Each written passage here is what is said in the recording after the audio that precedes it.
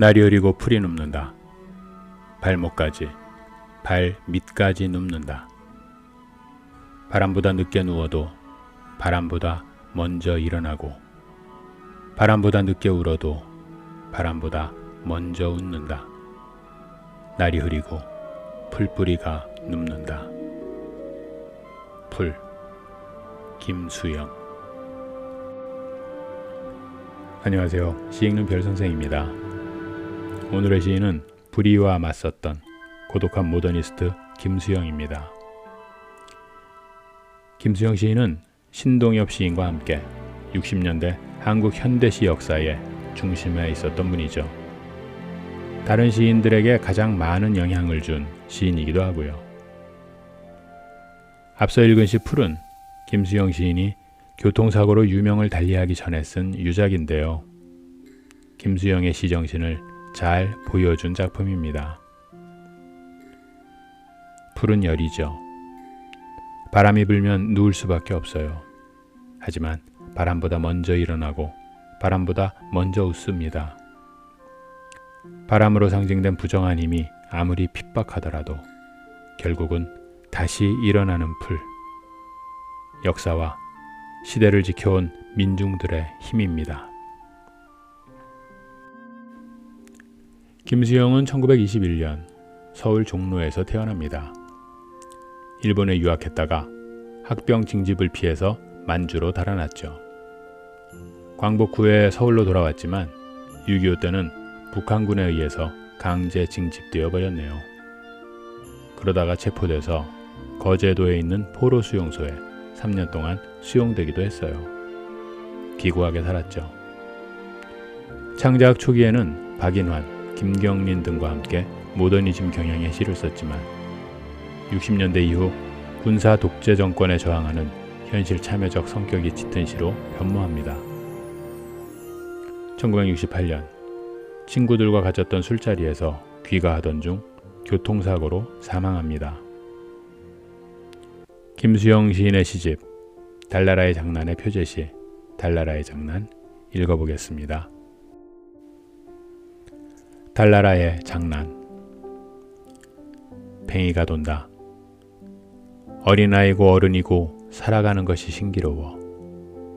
물끄러미 보고 있기를 좋아하는 나의 너무 큰 눈 앞에서 아이가 팽이를 돌린다. 살림을 사는 아이들도 아름다웠듯이 노는 아이도 아름다워 보인다고 생각하면서 손님으로 온 나는 이 집 주인과의 이야기도 잊어버리고 또 한 번 팽이를 돌려주었으면 하고 원하는 것이다. 도회 안에서 쫓겨다니는 듯이 사는 나의 일이며 어느 소설보다도 신기로운 나의 생활이며 모두 다 내던지고 점잖이 앉은 나의 나이와 나이가 준 나의 무게를 생각하면서 정말 속임없는 눈으로 지금 팽이가 도는 것을 본다. 그러면 팽이가 까맣게 변하여 서서 있는 것이다. 누구 집을 가보아도 나 사는 곳보다는 여유가 있고 바쁘지도 않으니 마치 별세계같이 보인다. 팽이가 돈다. 팽이가 돈다.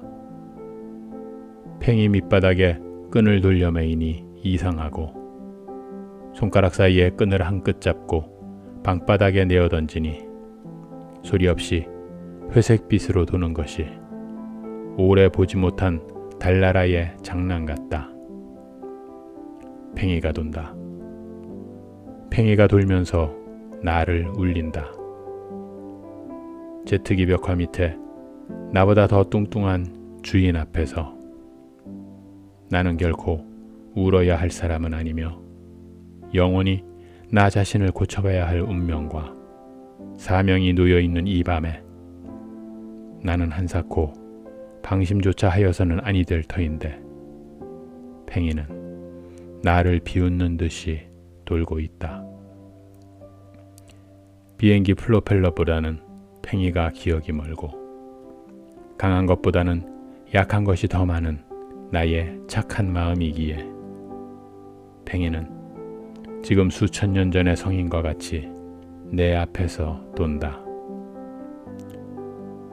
생각하면 서러운 것인데 너도 나도 스스로 도는 힘을 위하여 공통된 그 무엇을 위하여 울어서는 아니 된다는 듯이 서서 돌고 있는 것인가.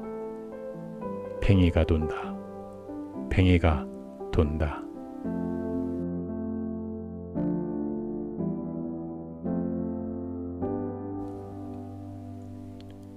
이 시의 화자는 팽이가 도는 것을 바라보고 있습니다. 화자는 어떤 집에 손님으로 온 모양입니다. 하지만 주인과의 대화도 잊어버린 채 팽이가 도는 걸 바라보고 있습니다. 팽이가 돈다는 건 화자에게 어떤 의미가 있는 걸까요? 이 시는 1953년에 쓴 작품입니다. 1953년이면 시인이 북한군으로 수감됐던 포로 수용소에서 석방된 해이고 자신이 죽은 줄 알고 친구와 살림을 차려버린 아내를 찾아서 헤매던 시절입니다. 그리고 전쟁으로 인해 생활은 궁핍했고 두 동생은 전장에 끌려간 채 아직 돌아오지 못하고 있었습니다. 이 시의 화자는 지금 쫓기듯이 살고 있습니다. 소설보다도 신기하다고 할 정도로 곡절 많은 인생을 살아왔고요. 팽이가 도는 것을 보니 현실의 화자와는 다른 세상의 놀이 같습니다. 팽이가 화자를 울린답니다. 동심과는 다른 현실, 하루하루 살아가는 것이 힘겨운 자아에 대한 연민이 아닐까요? 팽이는 스스로 서지 못하고 위태롭게 살아가는 자아의 모습이 투영된 객관적 상관물로 볼 수 있겠네요.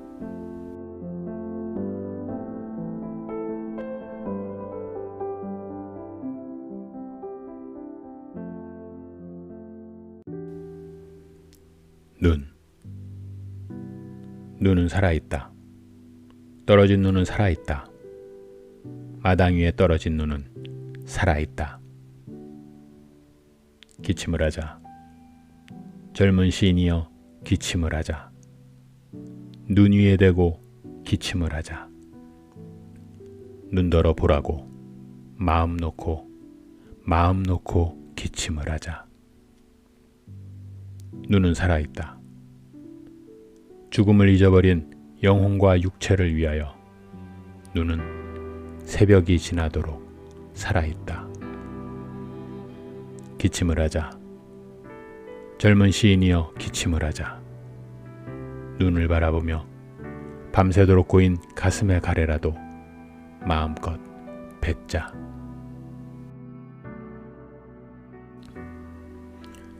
(1960년대) 한국은 군사 독재에 의해 억눌렸던 시대였습니다. 많은 지식인들은 쉽고 편하게 현실에 타협하거나 안주하려고 했죠. 김수영의 시 눈은 지식인들의 각성과 실천을 요구하는 작품입니다. 눈은 그것이 지닌 정결함의 이미지와 지속적으로 쌓여가는 성질로 인해서 민중의 순수한 생명력이라는 상징적 의미를 얻게 됩니다. 시인은 기침을 통해 가슴에 쌓인 가래를 뱉어내고자 합니다. 이는 부정한 권력을 순순히 받아들이며 살아가는 무기력한 근성을 떨치고 불의에 맞서는 실천적 지식인으로 거듭나고자 하는 노력입니다. 4.19의 시대정신, 김수영 시인으로 하여금 현실 참여 작가로 거듭나게 한 시 푸른 하늘을, 그리고 본질을 외면한 채 사소한 일에만 붕괴하는 소시민의 나약함을 성찰한 어느 날 고궁을 나오면서 읽으면서 오늘 마무리하겠습니다. 고맙습니다.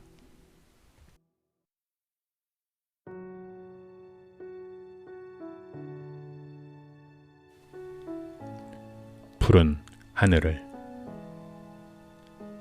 푸른 하늘을 제압하는 노고지리가 자유로웠다고 부러워하던 어느 시인의 말은 수정되어야 한다. 자유를 위하여 비상하여 본 일이 있는 사람이면 알지. 노고지리가 무엇을 보고 노래하는가를. 어째서 자유에는 피의 냄새가 섞여 있는가를, 혁명은 왜 고독한 것인가를, 혁명은 왜 고독해야 하는 것인가를.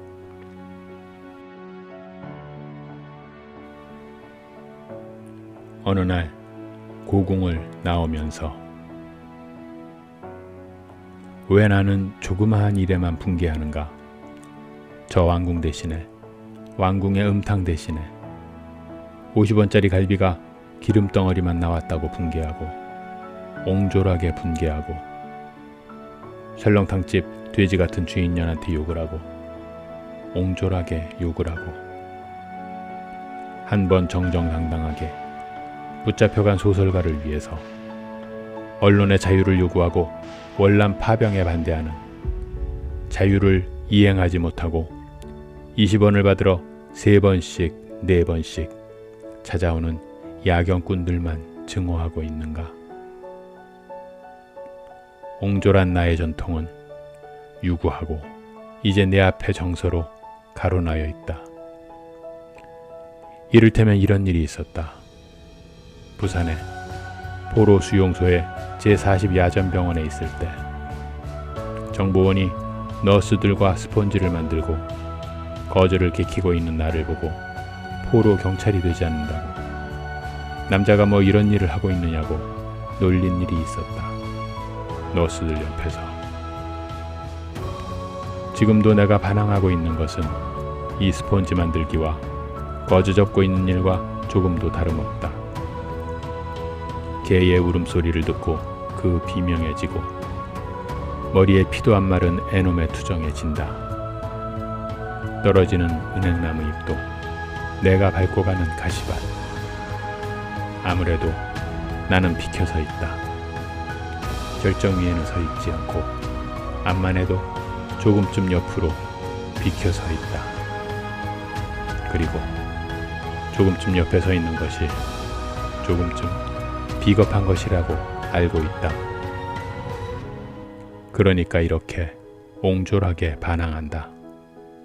이발쟁이에게, 땅 주인에게는 못하고 이발쟁이에게, 구청 직원에게는 못하고 동회 직원에게도 못하고 야경꾼에게, 20원 때문에, 10원 때문에, 1원 때문에, 우습지 않으냐 1원 때문에. 모래야, 나는 얼만큼 작으냐? 바람아, 먼지야, 풀아, 나는 얼마큼 작으냐? 정말 얼마큼 작으냐?